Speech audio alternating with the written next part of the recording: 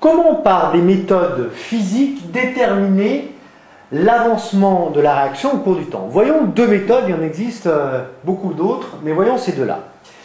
Premièrement, par spectrophotométrie.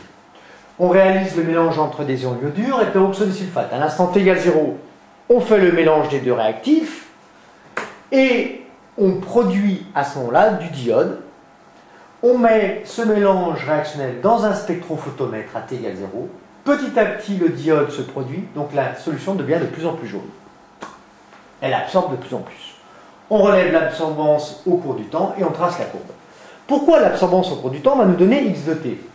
Eh bien, d'après ce que nous voyons ici, si nous avons le tableau en mol par litre, à l'instant t, en cours de réaction, quand on a x mol qui est produit divisé par le volume V de solution, à ce moment-là, eh bien, l'absorbance, d'après la loi de Beer-Lambert, qu'est-ce qu'elle nous dit la loi de Beer-Lambert? L'absorbance, elle est proportionnelle à la concentration de la solution qui est colorée, c'est-à-dire le diode. Donc K fois la concentration en diode, c'est-à-dire K fois X de T divisé par 1. Si on a l'absorbance au cours du temps, à ce moment-là, on a X de T, puisque X de T égale donc à ce moment-là A de T, l'absorbance au cours du temps, fois le volume de solution divisé par cette constante K.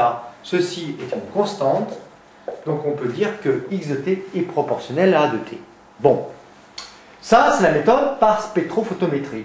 On pourra tracer donc X au cours du temps à partir de A au cours du temps. Deuxième méthode, méthode par mesure du volume dégagé. Prenons l'exemple du carbonate de calcium, on rajoute de l'acide chlorhydrique,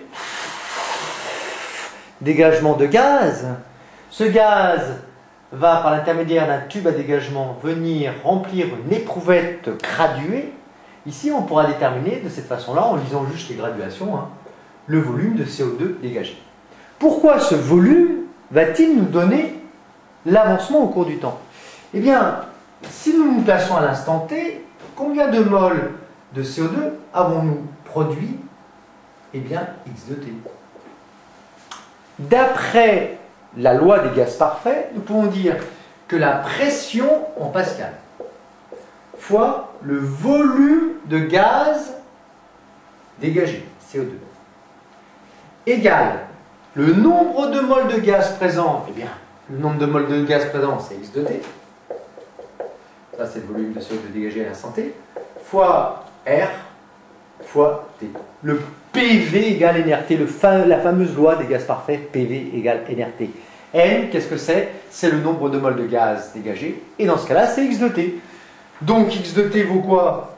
Eh bien, tout simplement le produit de la pression dans l'enceinte, en pascal, mesurable facilement, fois le volume de CO2 qui se dégage au cours du temps, divisé par la constante R, fois la température T. Attention, la température T, elle est en Kelvin. Le volume de CO2 est en mètres cubes. Les petits rappels.